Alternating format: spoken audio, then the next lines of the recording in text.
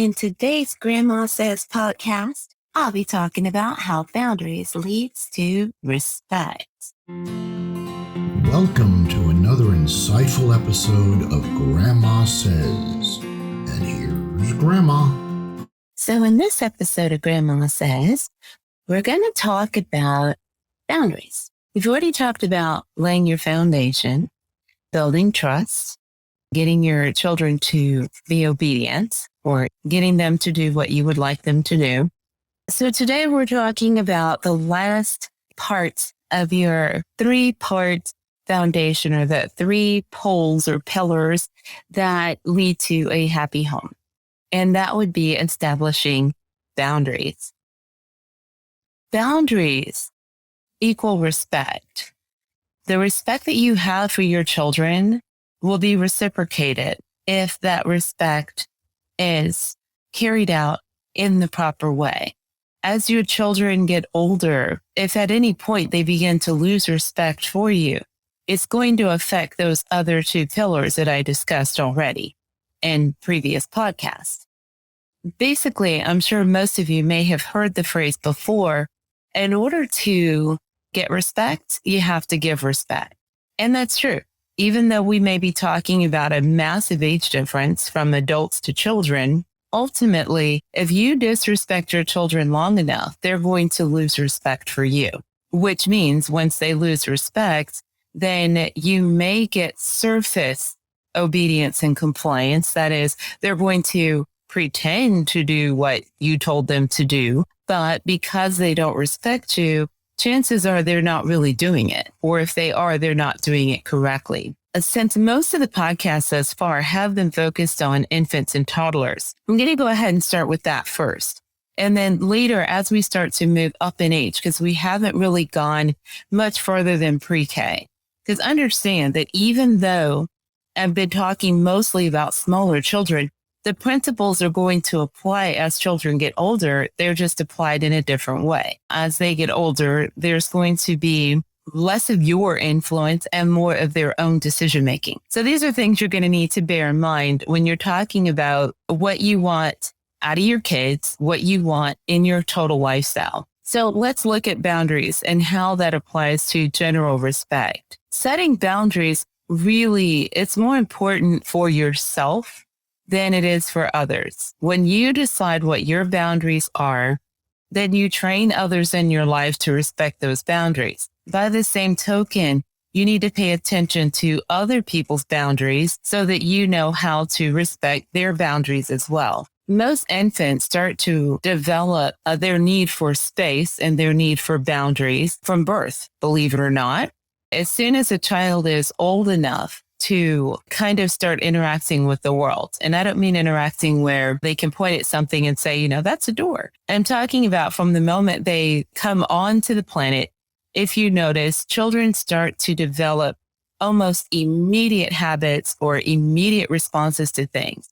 There are children who come out screaming. There are children who come out quiet. There are children who, you have to encourage them to make noise. There's others that seem a little bit skittish or afraid, or some want to be held, and others, you can't hold them at all.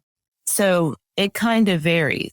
Also, depending on their circumstance when they arrive, has a lot to do with that also. As in, if you have a child who, let's say the child is born premature or sickly, and so they were immediately put in an incubation center, these children may take longer to bond to humans because they've been taken out of a human, but then they've been put pretty much into a machine.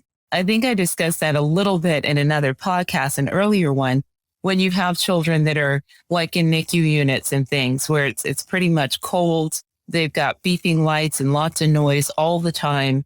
So it can be a harder adjustment when you bring them home and suddenly they're dealing with nursery sounds or no sounds at all, or everything's quiet or pleasant or warm, and they're not accustomed to it.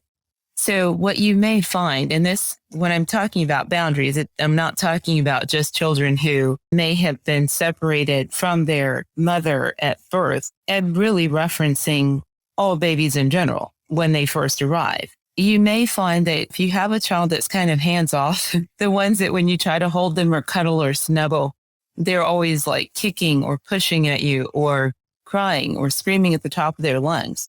This is their way of establishing their boundaries. Now, boundaries will change as you grow older or as you begin to learn more about yourself. Like some of us who may be touchy and feely as children may grow up to be a little more standoffish by the time you're an adult. What's important is to make sure that you understand what your boundaries are and then train others or implement those boundaries in order for you to have the level of comfort and happiness that you're going to need in order to be a better parent. So going back to babies, if you find that you've got a baby who doesn't really want to be held by you, then you may want to invest in like a swing or a bouncer or some other unit where they're still getting the motion, they're still getting the interaction, but you don't have to hold them all the time or forcefully hold them. And again, try not to take offense. It's not a personal thing. If your child doesn't necessarily want to be that close to you at an early age, like I said, it's them learning their own boundaries in their own world. It's not a, oh my God, mom stinks. That has nothing to do with it. It's really them learning to acclimate to the world that they have now been thrust into. So let's go back to boundaries when it comes to raising your kids in general for yourself. In order for you to maintain a proper attitude towards your children, you will need to make sure that you are taking care of yourself mentally, physically, emotionally, and that you are somewhat balanced. Know when you need time away. Know when you need to take a breather. Know when you need someone else to step in. The one thing you don't want to do is allow your own emotions to interfere with the time you're spending with your kid. Because believe it or not, children can sense these things. If you're upset about something else, that is not the time to go grab your kid because they'll feel it. It might be insignificant to you, but they're going to sense it. And then you may have children at that point who become a little skittish or try to move away from you a little bit because they don't know what you're mad about. They assume it's them because you're touching them, sort of. An example of setting boundaries, like in my household when my children were younger, part of the scheduling was used to reinforce the boundaries. So like they had a bedtime.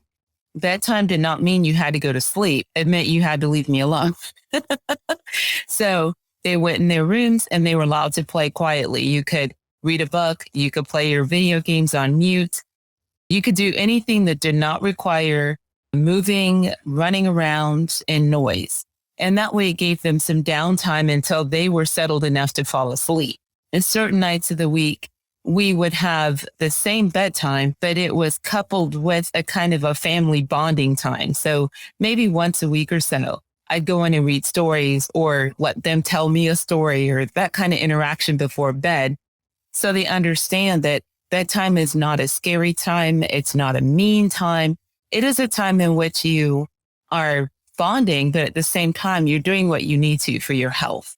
So that was translated in such a way that by the time the children were older, bedtime was not, we never had the fallout situation of, I say, okay, it's time for bed. And everybody said, that never happened because the transition from daytime to bedtime was already built in.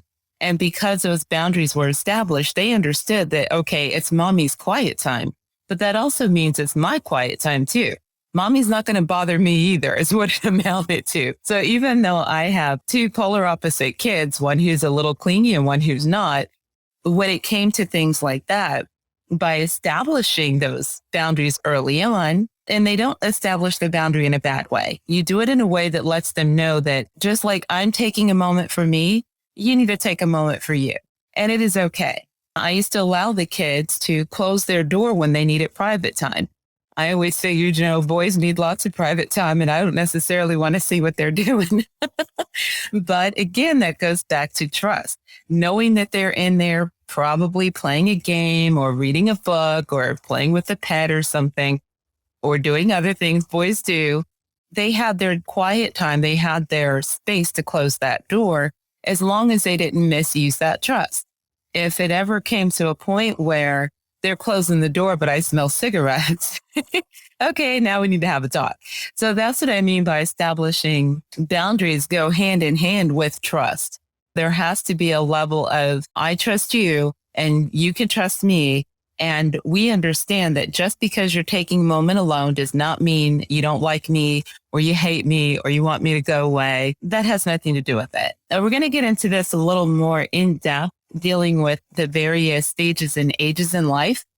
But first, I really want to hone in and focus on the boundaries you need to establish as the adult in the house, because that is more important to building that 3-pillar foundation I've been talking about when it comes to having a happy family and a happy home. But as for today's podcast, I would have to say that's all I have to say about that. And I'll see you on the next podcast.